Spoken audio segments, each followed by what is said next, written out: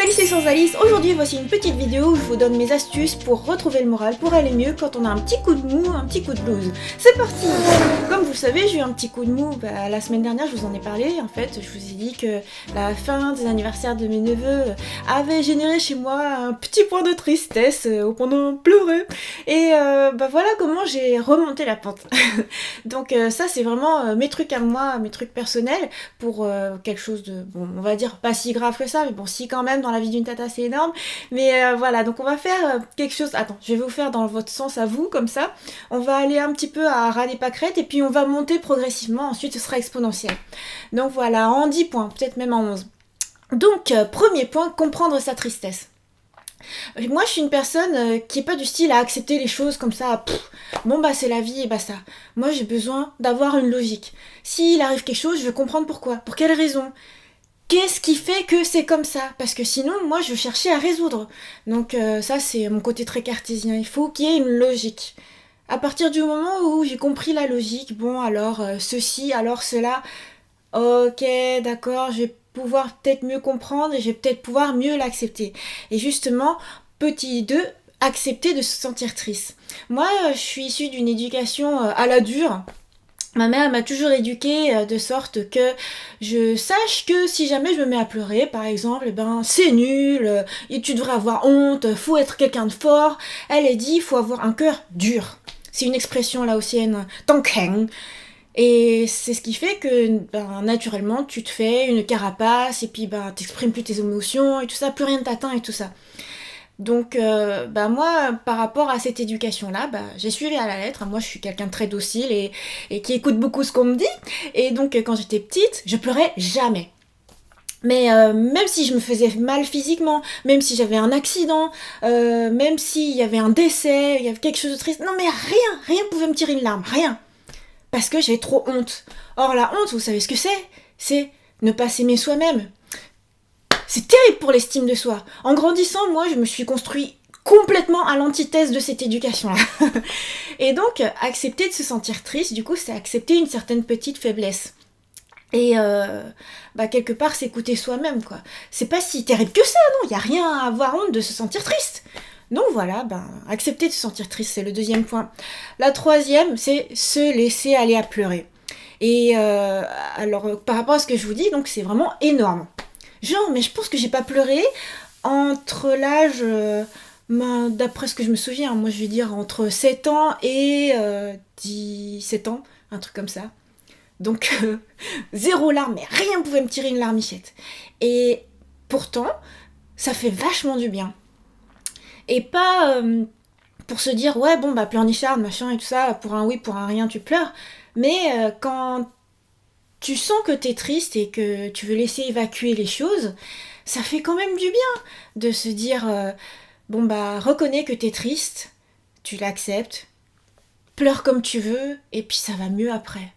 Je sais pas, c'est physique, quoi. C'est quand tu retiens les trucs, quand tu retiens de la frustration ou de la tristesse, de la colère et tout ça, c'est t'as une boule qui reste là.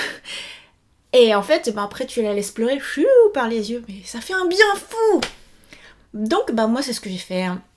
À partir du moment où j'ai compris et que je me suis dit j'ai le droit d'être triste, non? C'est quand même possible pour une tante d'être triste pour ses neveux. Moi j'ai pleuré un coup, puis voilà. Petit 4, du coup, vibrer avec ce qui fait écho avec soi. Donc moi j'aime beaucoup lire dans ces moments-là. Je vais beaucoup mieux en lisant, en regardant des séries, en me plongeant dans des fictions, que ce soit des fictions, que ce soit même des essais ou des livres de développement personnel ou de psychologie positive, peu importe. Ça peut être n'importe quel truc, du moment que ça te nourrit le cœur, ça te nourrit l'esprit. Et en l'occurrence, moi j'ai lu pas mal de choses et puis je vous disais, Poco's Oden World, du coup c'était un animé qui était complètement en résonance avec mes trucs, mais c'est un coup de bol quoi. Mais je sais pas, il y a des moments où quand t'as besoin de quelque chose, paf, tu te diriges naturellement vers les choses qui vont te faire du bien. Bon, sinon en ce moment je lis Blue Exorcist, ça n'a rien à voir, mais c'est bien aussi quoi. Donc quelque chose qui fait écho, quelque chose qui peut te distraire aussi, c'est super cool. Ensuite, petit 5, peut-être le plus important, exprimer ses sentiments. Que ce soit dans son journal intime, par l'écrit, par l'oral, dans un dictaphone, par la vidéo, en se filmant, même en filmant en privé ou en filmant pour YouTube ou pour les autres, peu importe, du moment que tu t'exprimes. Bien sûr, ce qu'il y a de plus direct, c'est de l'exprimer aux personnes. Je me sens triste parce que blablabla. Et non pas tu me rends triste parce que quelque chose, non, mais c'est je ressens des choses, je l'exprime. S'il y a des gens qui veulent bien m'écouter, ça me ferait du bien. Et sinon, bon bah voilà. Et, euh, et en fait, bah, moi je pense que tout de suite, la première personne vers qui je me tourne, c'est Morgane. Et j'ai la chance parce qu'il m'écoute tous les jours. Il écoute tous mes états d'âme et tout ça. Et bah ça fait un bien fou. Après, l'exprimer aussi par l'écrit, je trouve que c'est beaucoup mieux, entre guillemets, parce que tu structures ta pensée. Tu vois, quand tu dis les choses à l'oral, tu peux aller un petit peu dans tous les sens et tout, et puis divaguer, à moins que tu aies vraiment un esprit vraiment bien formé. Mais à l'écrit, tu peux te rendre compte que dans ton cheminement, peut-être qu'il y a des choses qui vont pas ou tout, et du coup, tu peux régler les choses. Donc moi, j'ai fait les deux, ou plutôt les trois. J'ai parlé à mon chéri, enfin, à une personne très proche.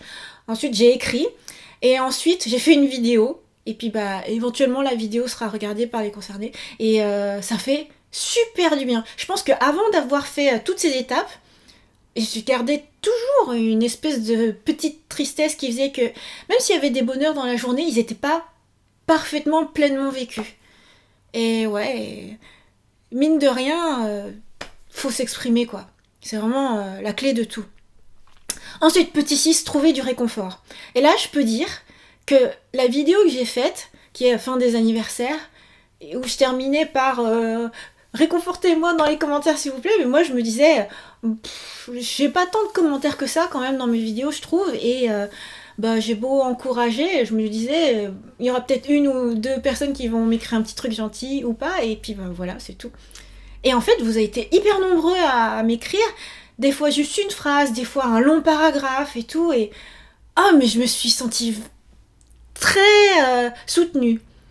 Et mais peu importe ce que vous me disiez en fait, déjà je me disais, vous m'avez écouté, vous avez pris le temps de m'écouter, et éventuellement ça vous a touché.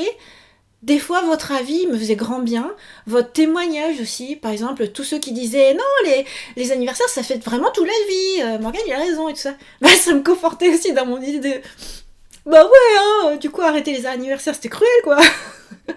Après, je parle vraiment de ce sujet spécifique, mais de manière générale, pour se remonter un petit peu le moral après un petit coup de blues, c'est un peu toujours les mêmes étapes que je suis, quoi. Assez naturellement. Donc ouais, trouver du réconfort, que ce soit les abonnés YouTube, que ce soit ses proches, ou même n'importe qui, ça fait un bien fou, quoi. Tu te sens pas seul. Petit 7, changer son look. Alors, vous allez me dire, c'est un truc de fille, ça. Mais je dirais que non, c'est de manière générale. Après, c'est pas grand chose, hein. Des fois, ça peut être juste. Je dis n'importe quoi, hein. Ça peut être se couper les ongles ou se couper les cheveux. Donc, moi, par exemple, vous devez pas le voir parce qu'en fait, ça dépasse l'écran, mais je me suis coupé les cheveux. Et vraiment significativement, hein, parce que moi, j'ai les cheveux normalement qui vont jusqu'aux fesses, au-delà des fesses. Et puis, ben là, tu coupes un gros morceau, là, ça m'arrive. Un peu au-delà, un petit peu au-dessus de la taille. Donc il y a eu une grosse découpe. Mes cheveux sont plus forts. Après vous allez me dire, ah il y a des cheveux violets. Ouais bon ça c'est juste des extensions. Mais bon ouais, des petits trucs comme ça quoi. Même se changer la couleur des cheveux et tout ça. Je trouve que ça fait un bien fou. Juste prendre soin de soi quoi. Et se dire, bon bah il y a eu un truc un peu... Il y a eu une petite loose on va dire dans la vie. Et ben j'ai envie de repartir du bon pied. Pour ça je change un petit truc. Voilà, donc coupez pas forcément tout ça de cheveux sur votre tête, hein, mais faites un truc quoi. Après je dis faites, si ça se trouve vous regardez juste ça pour passer le temps et tout, puis moi je vous donne juste mon témoignage en fait. Mais bon voilà, moi je fais ce genre de choses, changer son look c'est cool. Ensuite, en 8, se mettre au vert. Alors ça veut pas dire forcément partir à la campagne super loin et tout ça, mais juste aller marcher et prendre l'air quoi. Mais en fait, c'est pas tellement l'air en particulier, je dirais, c'est regarder du vert. Regarder de la verdure, regarder au loin, regarder de la nature, regarder quelque chose qui apaise.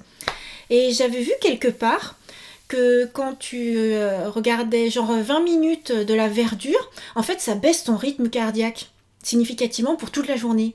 Et du coup, par extension, ça allonge ta durée de vie, quoi.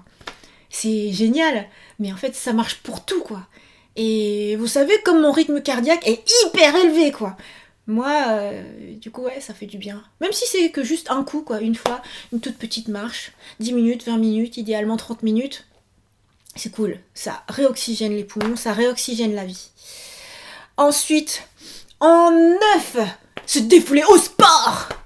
Alors je dis se défouler parce que de manière générale, je pense que tout le monde comprend si je dis se défouler. Moi, je dirais plutôt s'amuser au sport. Et en particulier en faisant des disciplines qui nous plaisent. Moi, je trouve que c'est super bien du coup d'éliminer toutes les toxines, du coup éliminer, évacuer tout le stress qu'on a, ou même des fois c'est pas le stress, hein, c'est juste les petites pointes de tristesse et puis s'amuser. Et franchement, par exemple, quand je fais la Zumba, mais je m'éclate tellement, mais je rigole tout le temps. Et puis dernièrement, j'ai même énormément forcé aussi à la muscu, enfin à la muscu entre guillemets, à la résistance de force en faisant du body pump. Mais sur le moment, ça m'a fait hyper du bien. Après coup, mon articulation, elle a dit hey, t'as pas un peu trop forcé là, à vouloir mettre presque 20 kilos. Ouais, bon sur le moment, en tout cas, c'était cool. Et de manière générale, je pense que c'est super bien, en fait, comme réaction, d'aller faire un truc, quoi, de se bouger les fesses.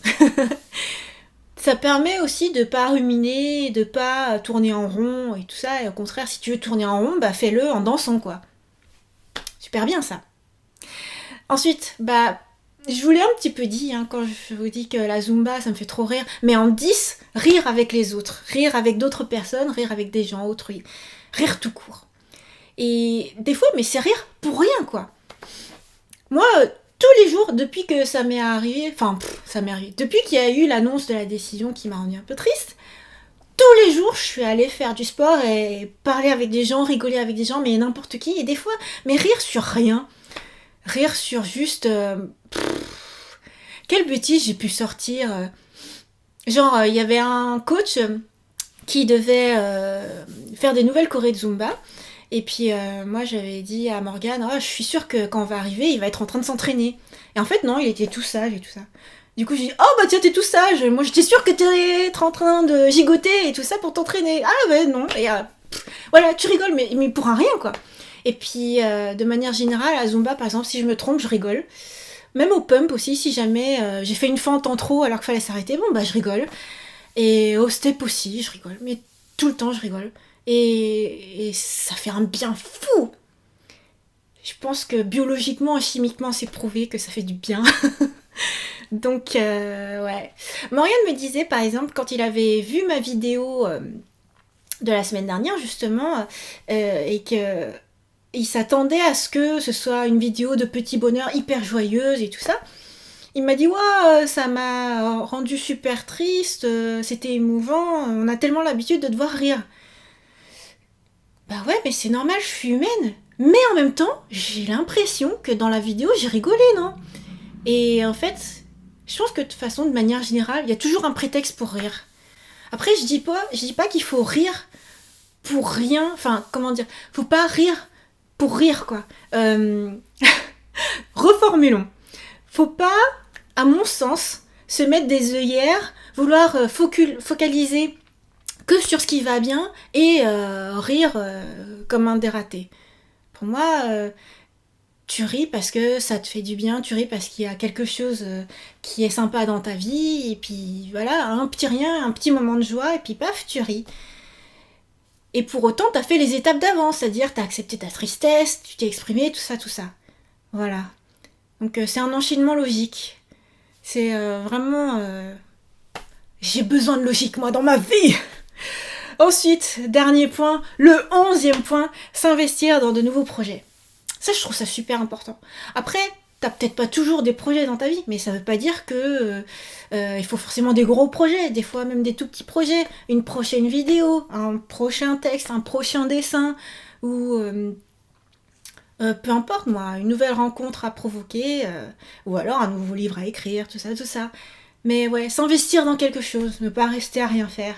Parce que c'est bien hein, de rire avec des gens, de faire du sport et tout ça, mais pour pouvoir continuer à être constructif, être productif, c'est encore mieux. Et du coup, c'est là que tu es en haut de ta pente. C'est là que tu peux t'envoler vers le vrai bonheur et retrouver ta joie de vivre. Voilà. Donc là, c'était toutes mes petites étapes. Alors, c'est passé en une flèche, hein. C'est pas si long que ça. T'as pas besoin de déprimer pendant un mois pour te remettre. Pour un petit coup de mou, hein, comme je disais. Mais voilà, je pense que j'ai bien expliqué avec ces petites étapes comment ça se passe. Je pense qu'en vrai, ça s'est déroulé sur peut-être une semaine. Une semaine, c'était juste le temps de pouvoir vraiment faire une vidéo et de vraiment finir d'exprimer et ensuite le reste, ça s'est passé relativement vite. Mais donc voilà, dites-moi en commentaire si vous aussi vous avez vos petites astuces quand vous avez des petits coups de mou, un début de déprime ou quelque chose. Qu'est-ce que vous faites pour aller mieux ? Après, moi je sais que ça change hein, selon les époques. À un moment donné, j'aurais mis écouter de la musique, chanter très fort, chanter beaucoup. J'aurais dit ça. Mais là, maintenant que je suis sportive, et ben, naturellement, moi je vais dire faire du sport. Hein. Et puis, ouais, s'ouvrir l'esprit, s'ouvrir la tête. Voilà, c'est vraiment quelque chose qui, même de manière générale, même si on n'a pas de coup de mou, je trouve que ça fait du bien dans la vie, quoi. Et ça aide du coup à retrouver ces petits bonheurs et retrouver la pêche. Voilà, j'espère que cette vidéo vous a plu. Bye bye.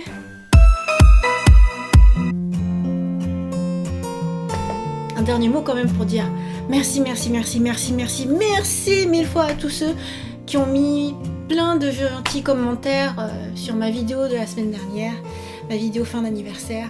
C'était vraiment top de vous lire et j'ai pas assez de merci parce que quand j'ai filmé cette vidéo, bah même là quand je filme cette vidéo, je suis toute seule devant la caméra et je vis les trucs intensément mais toute seule quoi. Après j'adore la solitude, hein. Je trouve que c'est constructif pour pouvoir créer des choses soi-même mais ouais je suis toute seule et du coup recevoir plein de soutien mais de partout, de gens dont j'ai déjà vu le pseudo ou de parfaits inconnus, tout ça, ça fait un bien fou. Ça fait vraiment du bien. Donc voilà, merci beaucoup. 1000 fois. Bye bye, bye bye.